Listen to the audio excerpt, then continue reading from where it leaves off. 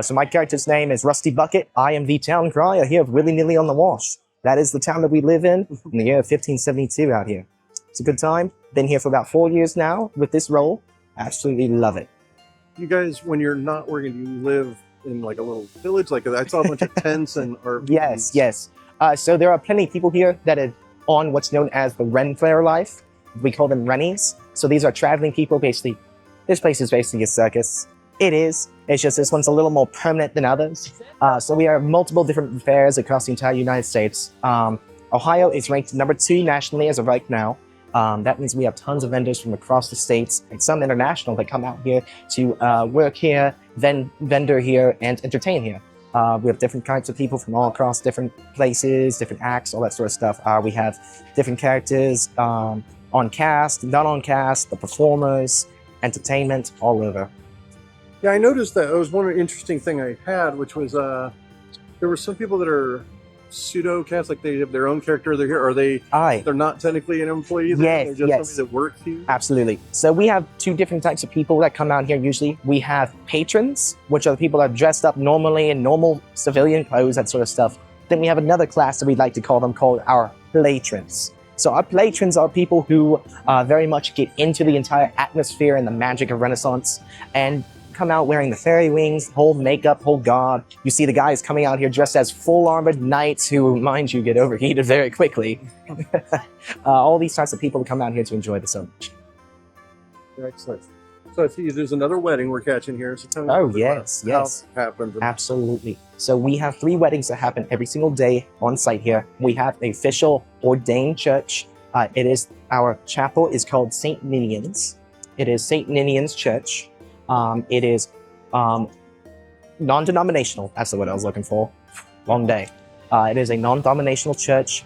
We have 3 weddings that happen here every day. They are booked years in advance. So some of these people have been waiting for a long time for a slot to come out here to express their love to one another with the magic. Lord, ladies, and legends of this parade! Are you ready? Then let us see all villagers like none escape!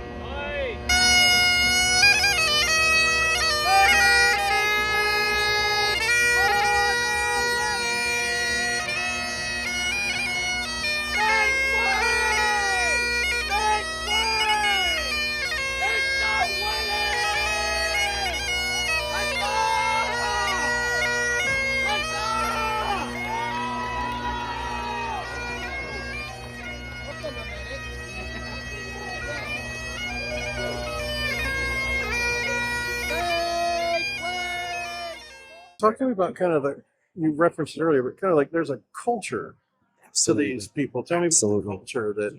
So there's so many different cultures. So I like to think of the Renaissance Festival as a melting pot. You have different types of people come from all over. You have your Lord of the Rings fans, your Star Treks, your Mandalorians. Then you have your historical Renaissance historians, your people that just love sword fighting. All different types of avenues, all different types of flavors and nerds. I feel like this is very much a homecoming for a lot of those kinds of people. And that's why in the past couple of years since COVID happened, the Renaissance Festival-esque era has kind of bloomed tremendously. Before COVID, like this place, we would probably have about 3,000-4,000 people show up daily. As of right now, we're getting well over 20,000 daily. It's huge out there. Huge. Line to get in big. It was amazing. Absolutely. Yeah. We work our butt off to get people in as fast as possible. Like just yesterday, on our Saturday of this Viking weekend, we had 8,000 people enter within 30 minutes. It was a record. And so tell me about the themes each weekend. Yeah. So every single weekend is a different theme. We typically go through a couple of different genres. So this weekend is our Viking weekend. So as you guys are walking around here, you'll see tons of Vikings, all the makeup and the wool and everything like that. Usually this time of year, it is a lot colder. Luckily, if that's something you're into, is the heat. We lucked out this year and haven't had that much of the cold front. Then again, it is Ohio, so give it an hour. So yeah, it might snow tomorrow. Absolutely. But other themes we have Time Travelers Weekend, we have a Highlander Weekend, Romance Weekend, a Pirate, a Fairy Weekend, all kinds of different stuff out here. How many years have you been with Renfest? 21. 21 years. So you started in the early 2000s then? 2004. Wow. So what makes this Ohio's Renfest different than all the others? All the others are basically no permanent structures. They're all tents, all that, and it's on an open field someplace. This is actually dedicated property. A lot of vendors build their own buildings. They own them, but they pay the Renaissance Festival to keep the building here. Mm-hmm. And if they ever sell their business, somebody else can buy the building. And definitely, what about attendance? What is attendance like these days? More, a lot more. Our line to get in was huge. We've actually today or yesterday, we sold out. Really?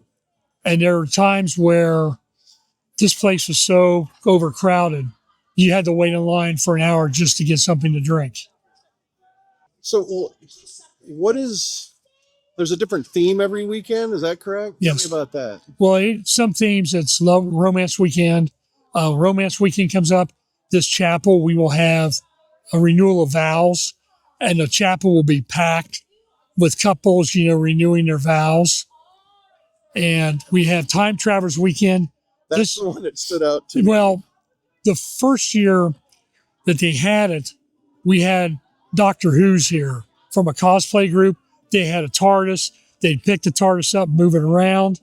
And last time they were here, all the Doctor Who's, including the new one that they've just started that series, representatives of all of them were here, including the female Doctor Who. And it's unbelievable. How does the role play work? There's some people that stay in character no matter what, right? Right, they do. Depends on, we have a singing, choirs that sing. We have a couple people that do entertainment on the street. Mm-hmm. With me, I just either walk around or I'm doing the weddings or the knighting ceremony. And a lot of people know me. What's really great about working here is every year people come to the gate and I get to entertain them sometimes. I've been at promos outside of season. A couple of times I bumped into people just dressed in normal street clothes, and they recognized me as a sergeant major, and they've told me about they came through the gate with a very, very bad day. They've had a bad week. Their worlds come crashing, and I made a difference, made them happy, and oh my God, are you coming back next year? Are you going to be there? Because we really want to see you.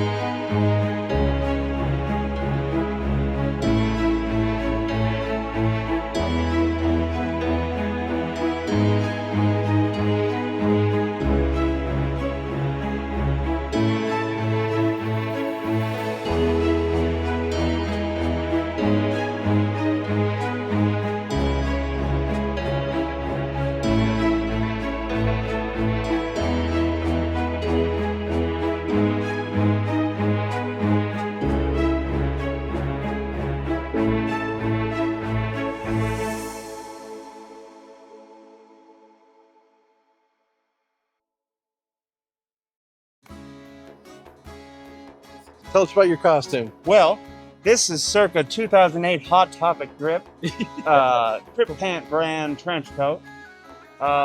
This is a broomstick. I wrapped in duct tape, regular tape, other tape, and then spray painted. It was a lot of fun. probably great. needlessly expensive. Thank you. These boots are right here in Chandler's, over in they do fine leather work, beautiful boots. So the boots were made here at the. They were something I saved up for 10 years to finally buy. So tell us about the vendor. Chandler's, they're just down to the end and over to the right. They have a great number of boots from tall to short. They wrap up through string around these beautiful ornamental caps, and they kind of fit the form. So tell me about the helmet. The mask was, I must say, an Amazon buy, but I added some feathers of my own. This one here is from an African gray parrot. How many years have you been coming to Oh Renfest? God. Oh God. At least 10. 10 years. At you've been least. Have you adapted different outfits over time, or have you been working on building this character? So I've had this coat for a long time, and I've put it on kind of every Halloween costume I've had, and I try to do something a little different each time. But this is the character I think I get the most attention in, if I'm being honest. Everybody likes a bit of spooky, especially around spooky season. You got it. Exactly right. It is spooks. What do you think is the overall spirit of what do you think is the? Because that's kind of a culture, right? Would you call It's this a definitely culture? Culture. I would say it's very supportive. I think nobody's here to have a bad time or to make anybody feel like they should be wearing better or more. Everybody's just here to showcase what they've put together, or to just be around that mystical kind of beauty that is the Ren Fair. And you said how many years have you been coming? Like 10 or so. I moved here from Massachusetts about 10 years ago, and there's a lot of things Massachusetts has on Ohio, but they don't have anything like this. So what's the difference between just regular cosplay and more like Ren Fair? You're more of a family here. Everybody looks out for each other at Renaissance festivals. Nobody looks at your outfit and says, "Oh, we love every outfit, every piece, every stitch. Where did you get that? Did you hand make that?" We're constantly stopping and asking I people. can think cosplay is different than, say, Ren Fair, only because when you cosplay as someone, you're cosplaying as a character you've seen maybe anime and stuff like that. When you do Ren Fair, you're cosplaying yourself. So it may be something where you want to dress up like that. So it's more personal as opposed to being an impersonation of someone else. And here, I mean, it doesn't matter here. It does not matter. No one's going to judge you here. There is something here for everybody. Everybody. You don't have to come dressed up. You can't go wrong coming here. No one's going to judge you. It's judgment free. People love it here. I love it here. No judging whatsoever. We love it. Just to be yourself and just to have a family, you know, that you can come back to every year. And how are you? How is everything? New faces. I mean, you see new vendors and new faces every year, but this is home. How do you recommend they get started in kind of the? I would say start small. Find a couple of items online, maybe that you like. Find a theme. Maybe you like Vikings more. Piece that together. If you like pirates, and then upgrade those items throughout the years to better quality items as you go, and then your costume becomes more high quality. They've got a lot of really nice homemade goods here. I mean, handmade, beautiful pieces. Leather goods. They have fabric goods. They have glass making. I mean, they can make you jewelry. Chainmail, weapons. They're doing a lot of 3D printing stuff now. So that helps with chainmail because it's lighter. Yeah. So then that helps with the overall ability to wear it longer. Yeah. I mean, if you can't afford it now, you will later. You will later. Start small, man. It starts to get addicting, doesn't it? Yeah, they got like a bunch of children's activity, like a shocking number. Right? Yes. What can you tell me about those? Oh, man. I mean, dude, we've got...